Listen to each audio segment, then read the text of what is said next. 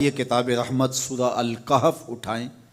اللہ تعالیٰ نے ایک واقعہ بیان کیا ہے حضرت موسیٰ اور حضرت خضر علیہ السلام کا، کہ حضرت موسیٰ علیہ السلام عزم مصمم کر کے جب چلے تو اللہ فرماتا ہے کہ ہم نے حضرت موسیٰ علیہ السلام کو جس بندے کی نشانی بتائی تھی وہ بندہ ان کو وہاں مل گیا۔ سفید چادر اوڑھے حضرت خضر علیہ السلام وہاں لیٹے ہوئے تھے، تو یہ جا کے ان کے پاس کھڑے ہو گئے کہ حضرت میں آپ کی خدمت میں اس لیے آیا ہوں کہ اللہ نے آپ کو جو خصوصی علم عطا کیے ہیں میں ان کو سیکھنے کی غرض سے آپ کی چوکھٹ پہ آیا ہوں۔ کہا تم میرے ساتھ صبر نہیں کر پاؤ گے، معاملے مشکل ہیں، سفر دشوار ہے، منزل کٹھن ہے، اور میرے معاملات ایسے ہیں کہ تم اعتراض کرو گے اس کے بغیر تم رہ نہیں سکتے۔ حضرت موسیٰ علیہ السلام نے کہا اگر اللہ نے چاہا تو آپ دیکھیں گے میں صبر کروں گا اور آپ کے کسی حکم کی کسی کام کی میں نافرمانی نہیں کروں گا، کسی کام کا انکار نہیں کروں گا۔ کہا کہ اچھا شرط یہ ہے کہ جو میں کروں اس پر تم اعتراض نہیں کرو گے، سوال نہیں کرو گے، یہاں تک کہ میں خود ہی نہ بتاؤں۔ تو کہا کہ یہ شرط ٹھہری، میں کوئی بات نہیں کروں گا۔ فانطلقا، دونوں چل پڑے، دریا کے پار جانا تھا۔ جو کشتی کا مالک تھا، کشتی بان تھا، وہ حضرت خضر علیہ السلام کو جانتا تھا تو اس نے کرایہ بھی نہیں لیا، لیکن جب کشتی پر سوار ہوئے تو عصا مار کے حضرت خضر علیہ السلام نے کشتی کا ایک پھٹا توڑ دیا۔ تو بے ساختہ حضرت موسیٰ علیہ السلام نے کہا آپ نے پھٹا توڑ دیا، یہ سارے ڈوب جائے؟ کہا میں نے کہا تھا نا تم میرے کاموں پہ صبر نہیں کر پاؤ گے۔ تو حضرت موسیٰ کو یاد آیا، کہا میں بھول گیا تھا، اس پر مواخذہ نہ کیجیے۔ پھر دونوں چل پڑے، بچے کھیل رہے تھے، ایک خوبصورت لڑکا وہ بھی بچوں میں کھیل رہا تھا۔ حضرت خضر آگے بڑھے اور اس کی گردن مروڑ دی، اس کو قتل کر دیا۔ صاحب شریعت تھے حضرت موسیٰ علیہ السلام، نہ رہ سکے، پھر بول پڑے ایک جان کو بغیر کسی جان کے بدلے میں قتل کر دیا، اس نے گوایا کیا تھا ہمارا؟ آپ نے بہت ہی جو ہے وہ غلط کام کیا، یہ کام اچھا نہیں کیا آپ نے۔ کہا میں نے کہا نہیں تھا کہ تم میرے ساتھ صبر نہیں کر پاؤ گے۔ کہا ایک موقع اور دے دیجئے، اب اگر میں نے کوئی اعتراض اٹھایا تو پھر دوبارہ مجھے آپ اپنی صحبت میں نہ رکھیے، عذر تمام ہو جائے گا۔ پھر دونوں چل پڑے، یہاں تک کہ ایک بستی میں دونوں آئے تو آپ نے بستی والوں سے کہا کہ ہم مہمان ہیں، آپ ہماری مہمان نوازی کیجیے، کھانا کھلائیے۔ تو انہوں نے انکار کر دیا، کہا کہ ہم تو آپ کو بلایا نہیں ہے، آپ خود آئے ہیں، آپ اپنے کھانے کا خود انتظام کیجیے۔ گزر رہے تھے گلی سے تو ایک دیوار گرنا چاہ رہی تھی، تو جلدی سے اس دیوار کو مرمت کر دیا۔ کہا حضرت ہم اگر چاہتے تو اس پہ اجر لے سکتے تھے، انہوں نے ہمیں کھانا تک نہیں دیا اور ہم ان کی دیواریں سیدھی کر رہے ہیں۔ کہا اب تمہاری میری جدائی ہو گئی، تم نے یہ بھی اعتراض کر دیا۔ تو انہیں یاد آیا کہ وہ یہ بھی اعتراض ہو گیا، اب میں تمہیں بتاتا ہوں کہ یہ 3 کام میں نے کیوں کیے۔ اللہ اکبر۔ اب سنیے، قرآن ہمیں بتاتا ہے کہ ظاہری علم بھی ہوتا ہے لیکن کوئی باطنی علم بھی ہوتا ہے۔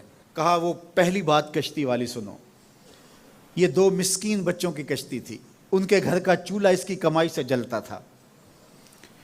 دریا کنارے کنارے ایک ظالم بادشاہ رہا تھا جو لوگوں کی کشتیاں چھین رہا تھا، ہم نے تھوڑا سا عیب لگا دیا، وہ ٹوٹی کشتی چھوڑ کے چلا گیا۔ اب وہ تھوڑے سے پیسے لگا کے کشتی مرمت کرا لیں گے، گھر کا چولہا جلتا رہے گا، بتاؤ اچھا کیا یا برا کیا؟ کہا رہی بات اس بچے کی جس کو ہم نے قتل کیا، اس کے ماں باپ مومن تھے، نیک تھے، صالح تھے، بچے نے بڑا ہو کے بہت برا ہونا تھا، ہم نے اس کو قتل کر دیا، اللہ اس کے بدلے ان کو بہتر اولاد دے گا۔ علماء تفسیر نے لکھا ہے اس بچے کے بدلے میں اللہ نے ان والدین کو ایک بیٹی عطا کی جس کی نسل سے 70 نبی پیدا ہوئے۔ دیوار کی کہانی بھی سن لیجئے، یہ شہر کے 2 یتیم بچوں کی دیوار تھی اور اس کے نیچے ان کا خزانہ تھا اور ان کا باپ بڑا نیک تھا۔ خزانہ دیوار کے نیچے ہے، دیوار گرنا چاہ رہی ہے، کسی معمولی دھکے سے گر جاتی۔ 2 ہی صورتیں تھیں، یا وہ بچے خود اپنا خزانہ اٹھا لیتے یا لوگ اٹھا کے لے جاتے۔ لوگ اٹھا کے لے جاتے پھر بھی ہاتھ میں کچھ نہ آیا، اور اگر وہ خود اٹھا لیتے تو بچے ہیں، بچپنے کی وجہ سے وہ اس کو اڑا دیتے۔ تو ہم نے اس کے اوپر دیوار کھڑی کر دی، جب تک وہ اس قابل نہیں ہو جاتے کہ یہ خزانہ نکال کے اس کو صحیح مصرف پہ لگا سکیں، اتنی دیر تک دیوار گرے گی نہیں۔ اللہ اکبر۔ وہ کسی وجہ سے دیوار قائم رہے گی، اور جب وہ اس عمر کو پہنچ جائیں گے جس عمر میں وہ اس خزانے کو سنبھال سکیں گے تو پھر دیوار خود بخود گر جائے گی اور یہ خزانہ نکال کر کے اپنے کام پہ لے آئیں گے۔ میں جب پہلی مرتبہ اس کو جو ہے وہ غور کے ساتھ تلاوت کیا تو مجھے یہ لگا کہ اس کا انطباق پاکستان کے حالات پہ بھی ہو سکتا ہے، اس لیے کہ یہ بھی یتیموں کا سرمایہ ہے۔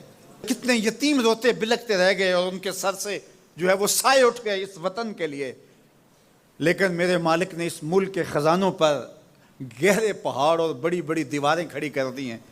جب تک یہ قوم بلوغت تک نہیں پہنچے گی اتنی دیر تک وہ خزانے ظاہر نہیں ہوں گے، اور جب یہ قوم اپنی بلوغت تک پہنچے گی، شعوری بلوغت، فکری بلوغت، علمی بلوغت، اور رب سے جو وعدہ کیا تھا پاکستان کا مطلب کیا، لا الہ الا اللہ، جب اس بلوغت تک یہ پہنچ جائے گی، اس وعدے کی تکمیل ہوگی، پھر رب دیوار ہٹا دے گا اور پاکستان کو اللہ اتنے خزانے دے گا اور پاکستان ایسا مالا مال ہوگا دنیا دیکھنے آئے گی انشاءاللہ۔ اس لیے رب نے دیواریں بنا کے رکھی۔ تمہارا باپ معین الدین چشتی بڑا نیک تھا، تمہارا باپ داتا گنج بخش علی حجویری بڑا نیک تھا، تمہارا باپ حضرت مجدد الف ثانی بڑا نیک تھا، ان کی وجہ سے میں دیواریں کھڑی کر رہا ہوں اور مضبوط حصار لگا رہا ہوں تمہارے خزانوں پر، اور وہ وقت آئے گا جب تم بلوغت کی عمر کو پہنچو گے، دیواریں ہٹ جائے گی اور تمہارا وطن زمانے پہ مہکتے پھول کی طرح اور چمکتے ستاروں کی طرح اور روشن آفتاب کی طرح چمکتا اور مہکتا دکھائی دے گا، اور زمانہ پاکستان دیکھنے آئے گا، پاکستان دنیا کی قیادت کرے گا انشاءاللہ۔ تو کہا یہ تعویل ہے ان باتوں کی جو باتیں میرے رب نے مجھے بتائی، اور یہ میں نے اپنی مرضی سے نہیں کہیں، اور جو میں نے کیا اپنی مرضی سے نہیں کیا۔ تو یہ باطنی باتیں ہیں، شاید یہ باطنی باتوں کے جوش میں یہ بات بھی میں کر گیا۔ وہ کیا کسی نے کہا تھا کہ بھری محفل میں ایک راز کی بات کہہ دی، بڑا بے ادب ہوں سزا چاہتا ہوں۔